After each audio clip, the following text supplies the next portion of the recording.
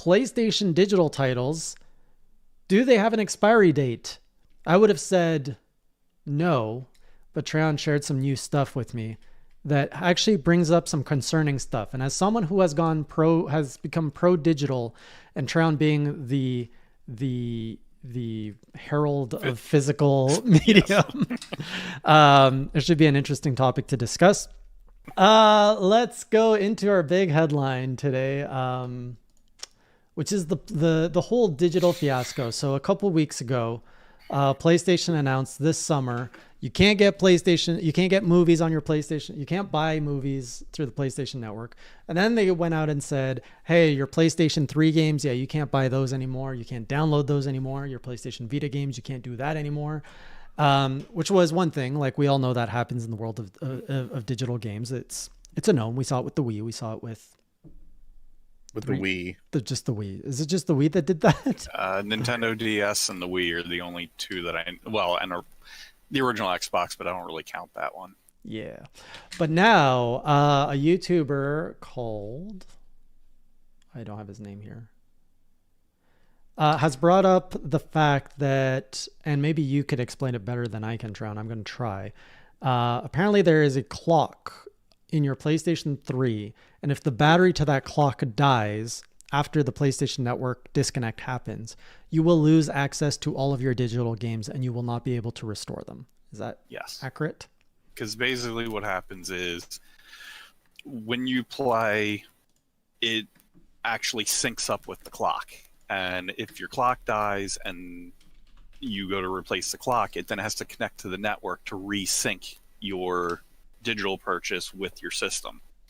And if the PlayStation Network is no longer there, you replace your battery, you lose all access to your digital content. And the bigger problem is that they went and tested it, and it's apparently on the PS4, but it's even bigger because on the PS4, your physical games install, and they have the same thing where they also go online to look for a key. Mm-hmm.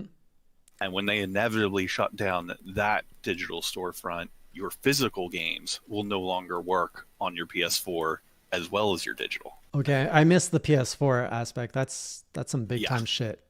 Yes. I think this is going to blow up. I know, Sean, you were talking with MVG. I think he was talking about the fact that he was going to do a bigger video on it. Yeah, where he's going to test the stuff. But I think... And the thing that's real dirty about it is this could all be fixed with a firmware from Sony. Like, this seems to be intentionally put in there to purposely make your old stuff not work in, later down the road. Mm-hmm. Has any of this been explored on the Wii or the Xbox 360 or Xbox One, if there's similar issues there? Well, Xbox... Microsoft... I'm sorry. Well, I was going to say the Wii, I mean... If you have digital games on your original Wii, and plus you can hack your Wii very easily, to put things on there. Original Xbox didn't have a digital store per se, like that. So that's, I mean, my original Xbox is modded. I could put a disc in, I could download an ISO, upload it onto the Xbox, it plays the game. So, but I mean a 360, Xbox 360. 360 hasn't been a problem due to the fact that Microsoft still fully supports it. They've integrated all of the storefronts across the last three systems, like the Series, the One, and the 360.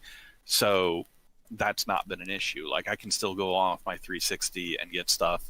And I have actually played offline with stuff I've downloaded, and with the exception of it not keeping track of, I think, achievements and stuff, I've had no problem. I can play the games just fine.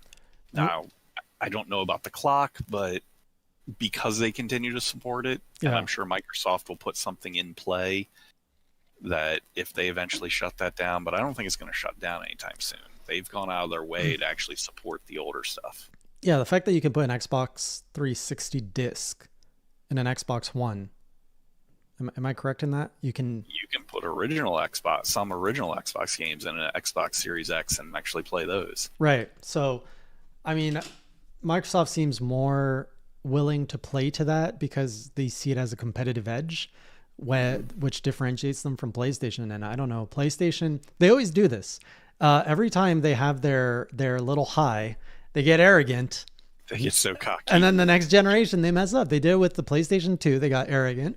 PlayStation 3, they're like, hey, buy this expensive, unique, custom-made console with like proprietary tech. And everyone's like, that is damn expensive. No.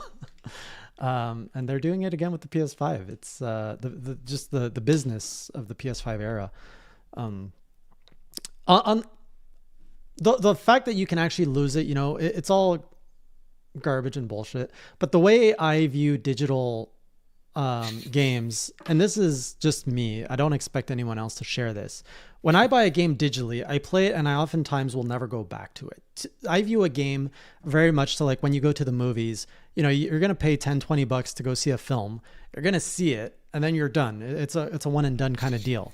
And some people, they'd rather get the DVD or the Blu-ray and then they can watch as many times. So to me, once I've spent, let's say I've spent $60 on Mario Odyssey. All right. I've gone through the Odyssey. I've done everything I want. I'm done. To me, the $60 is done. If I want to play it 3 years from now and I still can, that's a bonus. But just because of the way how I play and progress through games, I rarely go back. So to me, it's not like big. In fact, I don't even know. I think I gave away my PlayStation 3 now that I realize. So all the games I have on there, I can't even access anymore. But I also wasn't very tied to that collection. Now, if I lost my PS4 collections and I had to rebuy everything, yeah, I might well, not only that, a physical disc. You have a certain expectation with a physical disc that if you buy that, like, yes, digital, everybody knows it sucks, but everybody knows it's a glorified rental. Yeah. Yeah. But in the case of a physical, if you bought a physical product, with the exception of that game requiring an online, like what was the PS3 one, Mag, and then you had Final Fantasy 11 and stuff. Outside of those, which you clearly knew that those were online only experiences, if you buy a single player PS4 disc, and then they eventually shut down that, and then something happens and you can no longer access it. Yeah. No, it's so much bullshit. That's utter bullshit. And it would be one thing if PlayStation was even interested in preserving, like even if they were re-releasing, but you just know you're going to get The Last of Us in like 50 editions and packs going forward. Like that's the only title that they're going to keep caring about, which is another story for tonight. But like all the indie titles, anything that came with like the limited run. Wait, does that mean all like the limited run discs as well will not work? As far as I know, because they're all the way that they're designed, because it's not running off the disc itself. It has to install to the machine first. So it's essentially turning it into a digital file on the machine, just like something that you would download offline. That's so crazy because to this day, there is a renaissance in the retro market where you have developers making new games for old hardware like the Sega Genesis, the Super Nintendo, and even the handhelds to some extent. And you're telling me that, let's say in 10 years from now, people will be making games for the Sega Genesis and it will work, but you will not be able to make a game for the PlayStation 4. Mm-hmm. Oh, and I can confirm, because you mentioned a little bit ago, with the Wii, I have actually replaced the battery. They work because they don't do the online identification.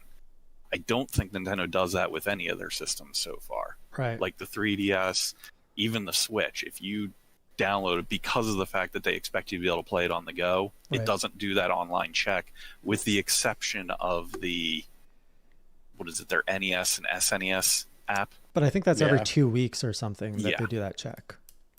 Yeah. And that one is pretty much understood that you're paying to play that when you're online, so it's different. Yeah, it's bullshit. It is, and Sony is not winning themselves any fans with this. Honestly, like the brand and the company has become, as someone who has always been, like I have always been kind of Nintendo and PlayStation, Xbox I've always had at the bottom. PlayStation is so unappealing right now because they've leaned so heavily into their first party narratives that they're kind of losing sight of everything else. Like they're going so hard on Last of Us. Oh, we're going to make a movie. Oh, we're going to make a Ghost of Tsushima movie. And like, they're really leaning hard into these first person, these single player narrative experiences, which is great.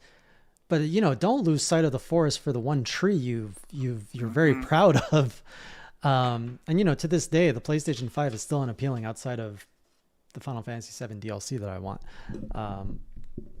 But as a company, like, I have to say, Microsoft, you're looking more attractive, but you're still buggy. As I've always had big issues with Sony dating back over 20 years, and that's from everything from retail experience to other stuff.